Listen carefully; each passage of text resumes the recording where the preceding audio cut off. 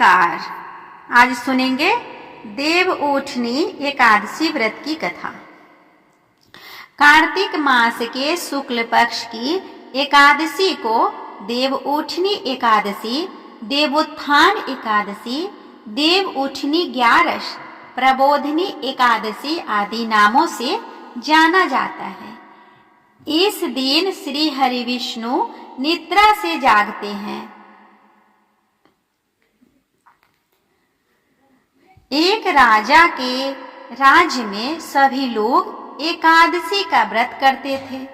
प्रजा तथा नौकर चाकरों से लेकर पशुओं तक को एकादशी के दिन अन्न नहीं दिया जाता था। एक दिन किसी दूसरे राज्य का एक व्यक्ति राजा के पास आकर बोला, महाराज, कृपया करके मुझे नौकरी पर रख ले। तब राजा ने उसके सामने एक शर्त रखी कि ठीक है, रख लेते हैं, किंतु रोज तो तुम्हें खाने को सब कुछ मिलेगा, पर एकादशी को अन्न नहीं मिलेगा। उस व्यक्ति ने उस समय हाँ कर ली, पर एकादशी के दिन जब उसे फलाहार का सामान दिया गया तो वह राजा के सामने जाकर गिड़गिड़ाने लगा, महाराज, इससे मेरा पेट नहीं भरेगा, मैं भूखा ही मर जाऊंगा, मुझे अन्न दे दो। राजा ने उसे शर्त की बात याद दिलाई, पर वह अन्न छोड़ने को राजी नहीं हुआ। तब राजा ने उसे आटा, दाल, चावल आदि दिए। वह नित्य की तरह नदी पर पहुंचा और स्नान कर भोजन पकाने लगा। जब भोजन बन गया तो वह भगवान को बुलाने लगा, आओ भगवान, भोजन तैयार है।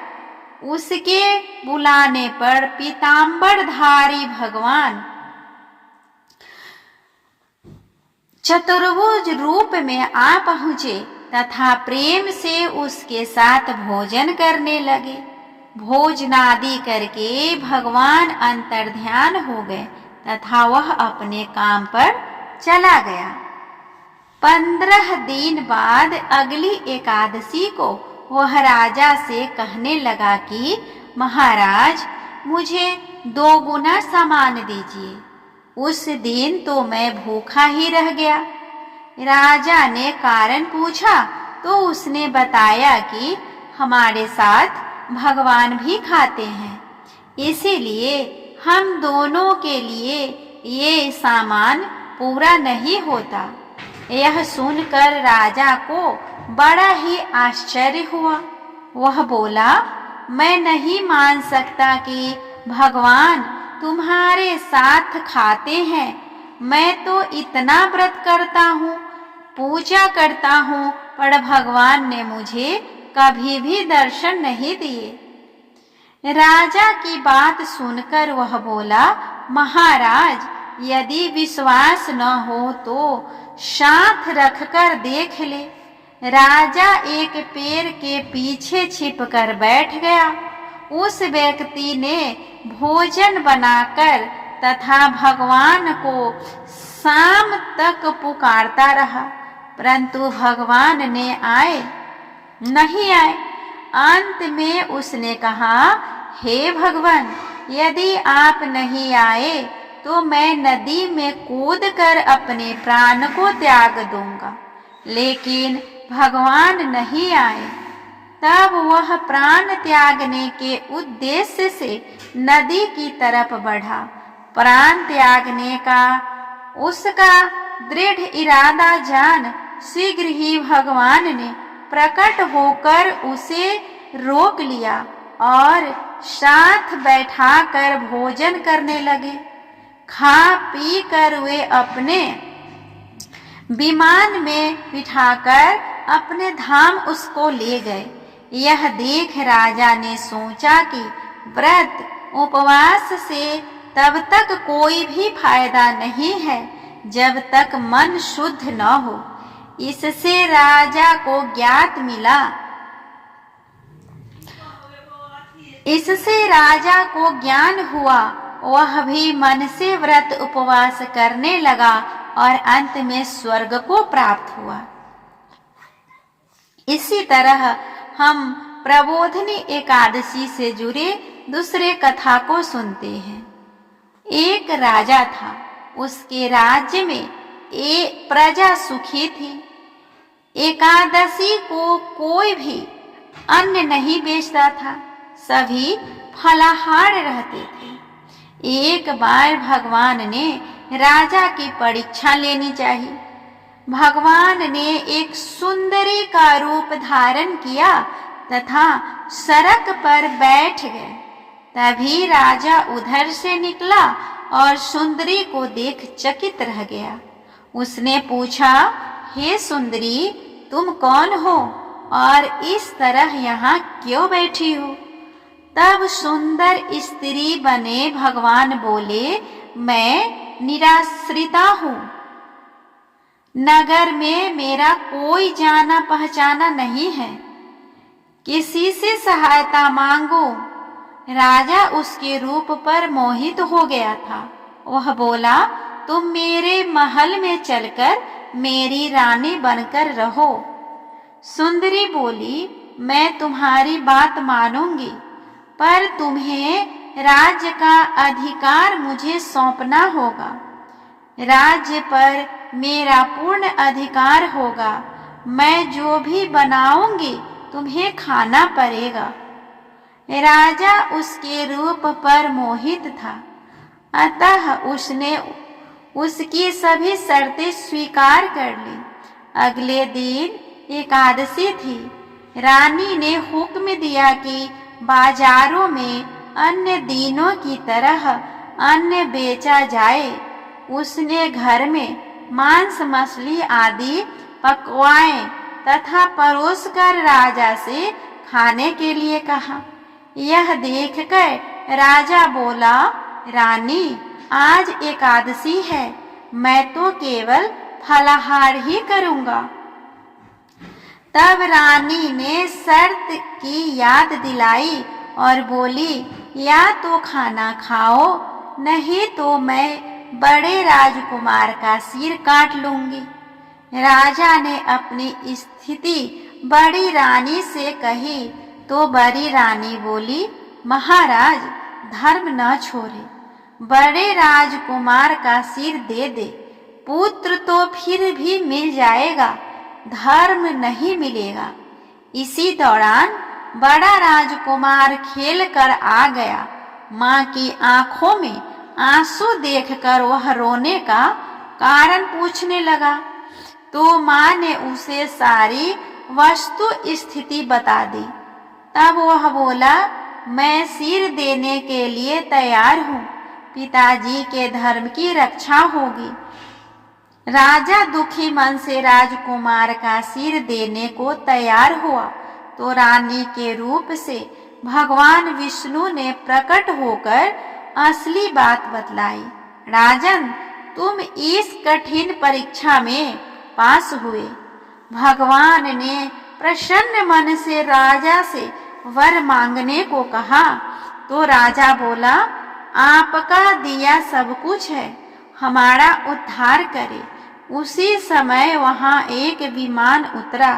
राजा ने अपना राज्य पुत्र को सौंप दिया और विमान में बैठकर परम धाम को चला गया। अब हम सुनते हैं देव उठनी एकादशी की तीसरी कथा। शंखासुर नामक राक्षस की। शंखासुर ने तीनों लोकों में बहुत ही उत्पात मचाया हुआ था। तब सभी देवताओं के आग्रह करने पर भगवान विष्णु ने उस राक्षस से युद्ध किया और यह युद्ध कई वर्षों तक चला। युद्ध में वह असुर मारा गया और उसके बाद भगवान विष्णु विश्राम करने चले गए।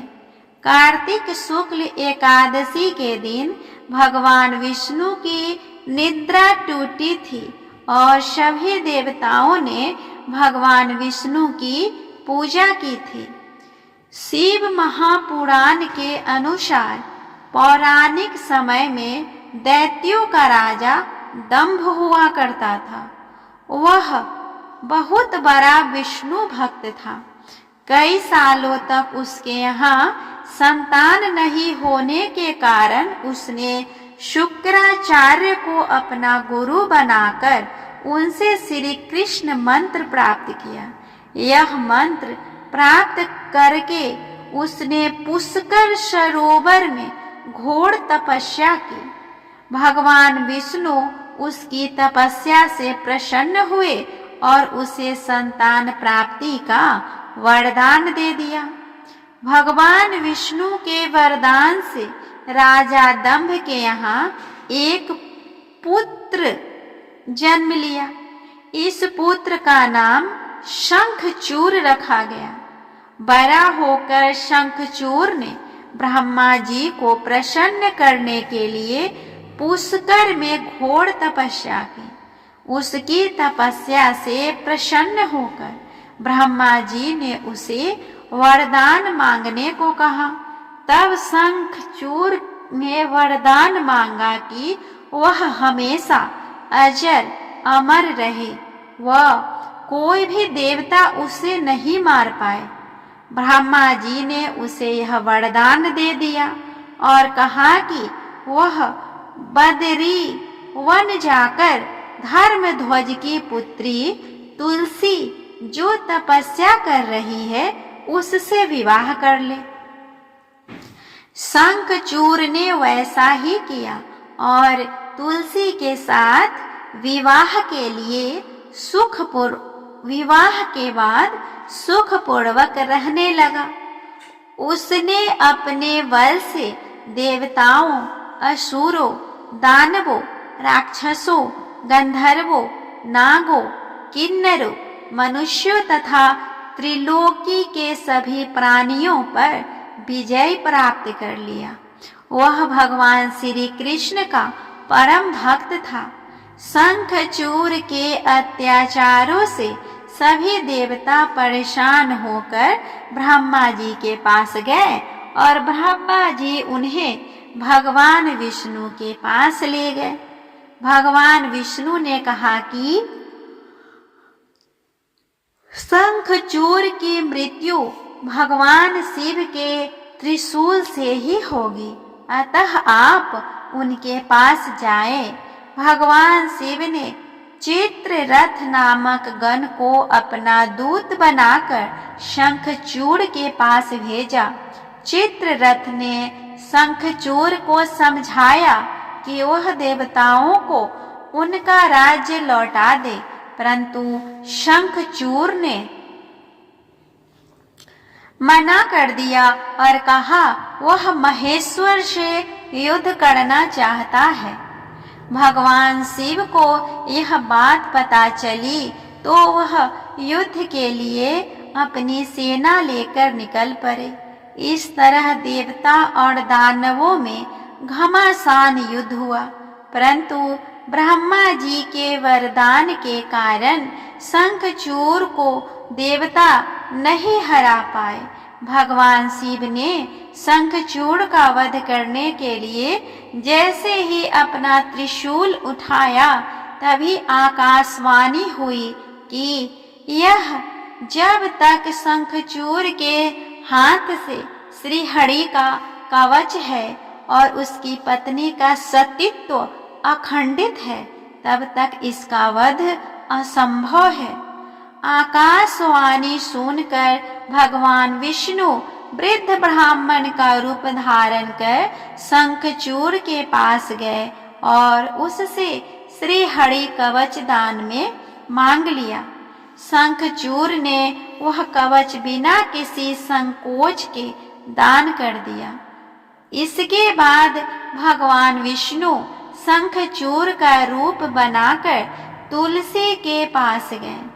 शंखचूर रूपी भगवान विष्णु ने तुलसी के महल के द्वार पर जाकर अपनी विजय होने की सूचना दी। यह सुनकर तुलसी बहुत प्रसन्न हुई और पति रूप में आए भगवान का पूजन किया और रमन किया। ऐसा करते ही तुलसी का सतीत्व खंडित हो गया और भगवान शिव ने युद्ध में अपने त्रिशूल से शंखचूर का वध कर दिया। तब तुलसी को पता चला कि वे उनके पति नहीं हैं, बल्कि वे तो भगवान विष्णु हैं। क्रोध में आकर तुलसी ने कहा कि आपने छल पूर्वक मेरा धर्म भ्रष्ट किया है और मेरे पति को मार डाला, अतः मैं आपको श्राप देती हूँ कि आप पाषाण होकर धरती पर रहे। तब भगवान विष्णु ने कहा, देवी, तुम मेरे लिए भारतवर्ष में रहकर बहुत दिनों तक तपस्या कर चुकी हो। तुम्हारा यह शरीर नदी रूप में बदलकर गंडकी नामक नदी के रूप में प्रसिद्ध होगा। तुम पुष्पों में श्रेष्ठ तुलसी का वृक्ष बन जाओगी और सदा मेरे साथ ही रहोगी। तुम्हारे श्राप को सत्य करने के लिए मैं पाषाण यानी कि शालिग्राम बनकर रहूंगा। गंडकी नदी के तट पर मेरा वास होगा। प्रबोधिनी एकादशी के दिन भगवान शालिग्राम व तुलसी का विवाह संपन्न कर मांगलिक कार्यों का आरंभ किया जाता है।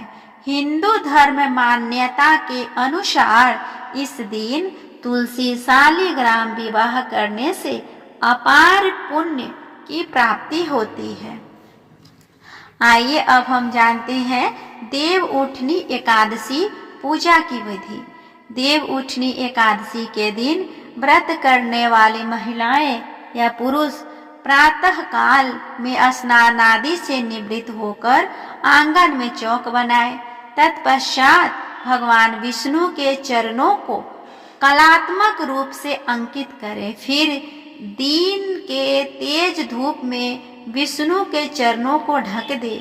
देव उठनी एकादशी को रात्रि के समय शुभाशीष स्रोत पाठ, भगवान भागवत कथा और पुराण आदि का श्रवण और भजन आदि का गायन करें।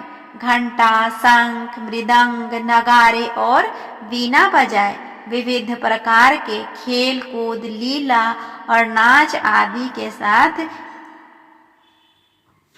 मंत्रों का जाप करें। इसके बाद विधिवत पूजा करें। आइए अब हम जानते हैं पूजन की विधि।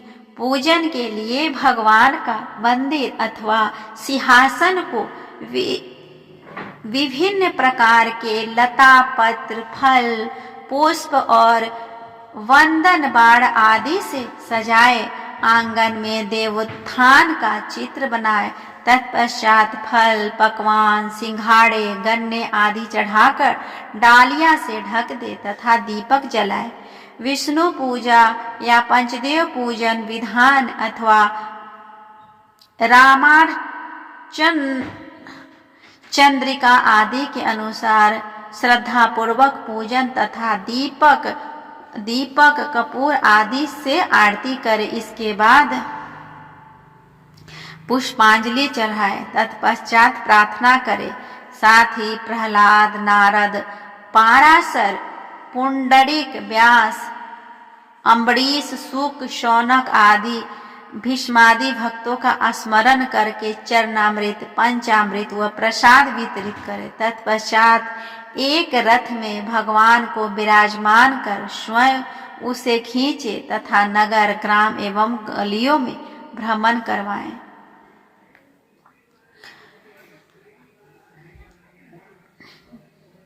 इस तरह हमने सुना देव उठनी एकादशी व्रत की कथा और पूजा की विधि। उम्मीद करती हूँ आप सभी को यह व्रत कथा अच्छा लगा होगा।